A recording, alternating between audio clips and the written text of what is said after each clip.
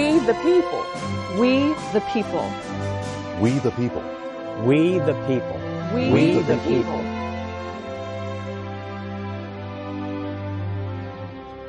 Hi there, I'm Kelly Jean Kelly. We're talking today about the U.S. Constitution, and I'm actually in Philadelphia, Pennsylvania, where the Constitution was created in the summer of 1787. And this house was around in 1787. The word Constitution means how something is organized. And in this case, the U.S. Constitution organized the 13 states into a single national government. Now, that was not easy to do. In fact, the person who led the meeting that created the Constitution was George Washington. He said the fact that so many people from so many different parts of the country were able to come together and agree on a single system of government was a miracle.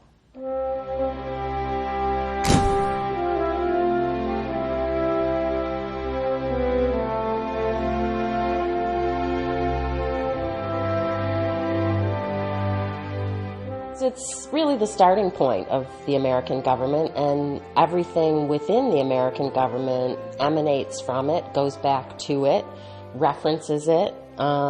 Sometimes we lose sight of that, but the Constitution really remains the framework for any understanding of the U.S. government. But why did we need a Constitution in the first place? Around 1785, there was actually a lot of discord. The colonies were operating under what was called the Articles of Confederation. So they were sort of this loose arrangement of states, and they were tied together by this document called the Articles of Confederation. We might think of that today as like the United Nations has member states. So there isn't a whole lot of central authority there. The states did not necessarily want strong central authority. Remember, the U.S. had just won a war of independence with Britain. They were afraid of giving a national government too much power. They did not even have a president. But the weak system was creating problems. Ultimately, then, what happened in 1786, really, I think it was the tipping point, if you will.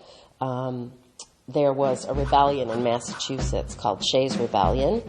Some local farmers took up arms and sort of prevented the government of Massachusetts from holding court and collecting debts, and it made people quite frightened. So, especially people who were in positions of power at that time, who worked in government at that time, were sort of afraid that they couldn't stave off this rebellion. So several men wrote a letter to Congress asking if they could make some improvements to the government. And Congress said, yes, okay. And a few months later, delegates from the states began arriving here at the Pennsylvania courthouse to make what they thought were just going to be some changes to the Articles of Confederation. Every state sent a delegation, or group, except for Rhode Island. Let's see some of the men who were there. Their statues are at the National Constitution Center in Philadelphia. Mark Karras is an educator there. Here's the president of the convention, George Washington, pretty well-known figure from history. As the president, he's responsible for overseeing the proceedings of the convention. There's James Madison. He is 5 feet 4 inches tall, the shortest member of the Constitutional Convention, but a really important figure in its proceedings because he's the one who formulates a lot of the Virginia plan that has a huge influence on the outcome of the document. So he comes into the convention with a very clear idea of what he thinks the government should look like. All the delegates represented their own states. You can see by their body language that they spent a lot of time in the convention disagreeing with each other. But they did agree on some things. They agreed that the government should have 3 parts, a legislature, an executive, and a national court. They agreed that the national government should be able to raise money for national expenses, such as paying foreign debts, and perhaps most importantly, They agreed that the authority for the government should not come from a king, but should come from the people themselves. That idea is expressed in the first line of the Constitution, in the introduction, or preamble. What happened in Philadelphia was a revolution in constitutional thinking. They made a bunch of intellectual and philosophical leaps that transformed the nature of the Union. The first leap was to come to understand that we, the people of the United States, rather than we, the people of each of the several states, were sovereign. Over the weeks of the convention, they began to see themselves as part of one nation that needed its own set of national laws. So what the delegates thought was going to be a meeting to change the Articles of Confederation became a constitutional convention. And they met here in the Assembly Room of Independence Hall, May through September. What was this room like during that time? It must have been awfully uncomfortable because, of course, of the hot, muggy summers that Philadelphia is known to have. But certainly these men met in this room with the windows shut. With the window shut? Why did they meet with the window shut? Because they did not want the public to know what they were doing in this room. It was a matter of secrecy for the nation at that time. The delegates decided to keep their discussions secret so they could speak freely and change their minds. That was an important decision because it took a long time for the delegates to reach any kind of agreement on some major issues. But the question of how the large and small states would be represented really was the question that almost derailed the convention. Virginia came up with the aptly named Virginia Plan, which would have essentially made apportionment based on population. The smaller states like New Jersey wanted to have a guaranteed number of seats so that their interests could be represented. And like Goldilocks, the whole thing was solved by Connecticut in the Connecticut Compromise, led by Roger Sherman, which combined the two plans and created an apportionment-based popular model in the House of Representatives, and also created a Senate where each state has 2 representatives. So that was what allowed the whole thing to go forward. The issue of slavery also threatened to break up the convention. The southern states wanted to maintain slavery. Some northern states had already started to ban it. There was also a question of how slaves would be represented, because if the southern states get to count their slaves in the apportionment, then they will swamp the North in Congress, even though the North has many more free voting citizens. The delegates eventually decided to count 3/5 of the slave population. And they said the U.S. government could not ban importing slaves until 1808. Historians have argued whether the original Constitution protected or helped limit slavery. I think it punted the question of how and where it would be ended. And it was only by avoiding that question that the Constitution was able to pass. But in that sense, the seeds of the Civil War were sown at the convention itself.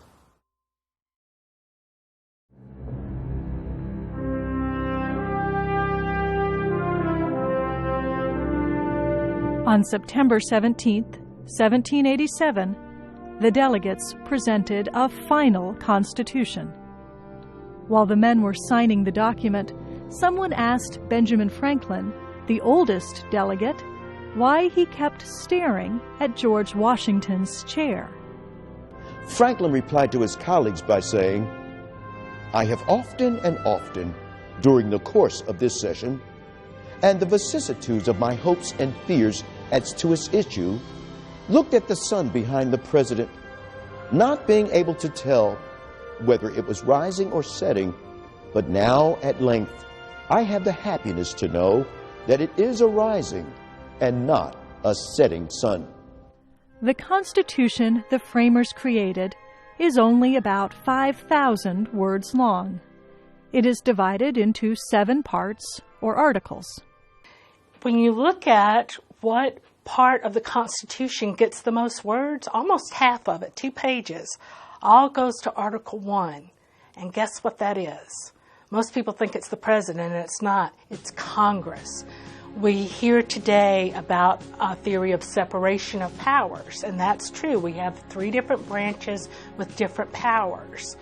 But in terms of the day-to-day power and authority, all of the powers of like taxation and the right to declare war and protect interstate commerce, all of those. It's like a laundry list almost in the Constitution, very specifically. Congress, Congress, Congress, Congress, Congress. Article 2 describes the powers of the president, or really the executive branch. Even though the president is just one person, the president employs over 2 million people to help enforce the law. As a result, the executive is the largest branch of government. Then Article 3 is the judicial branch, which includes the Supreme Court but not limited to it. Their job is to interpret the law. And particularly when the President and Congress get into a fight about what the Constitution really says, the Supreme Court is usually considered the final authority aside from we the people, because we the people can always amend the Constitution and change it. Article 4 requires all states to recognize the laws of the other states. Article 5 describes the amendment process. In other words, the way the Constitution can be changed. Article 6 says the Constitution is the supreme law of the land. This is important because it means the state governments have to follow the authority of the national government. And Article 7 describes how the first Constitution would be ratified or approved. 9 of the 13 states had to ratify the Constitution in order to put it into effect. But not everyone wanted the kind of strong central government the framers designed. 2 main groups in the debate emerge. Supporters of the Constitution are called Federalists. People who oppose it are called Anti-Federalists. In saying in the Constitution what the government could do, so it gave specific authority to the government, to the Congress, and to the President, and to the courts, it still, in the Anti-Federalist view, did not do enough, because it didn't say what the government could not do. And so the Anti-Federalists wanted, in order to agree to the Constitution, they wanted something added to it that would ensure that there were more limits put on what government could do.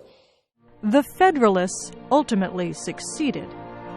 Less than a year after the framers created the Constitution, the first 9 states officially approved it as the supreme law of the land. People who opposed the Constitution also won a victory. They succeeded in passing a Bill of Rights that limited the power of the national government and said what the people could do.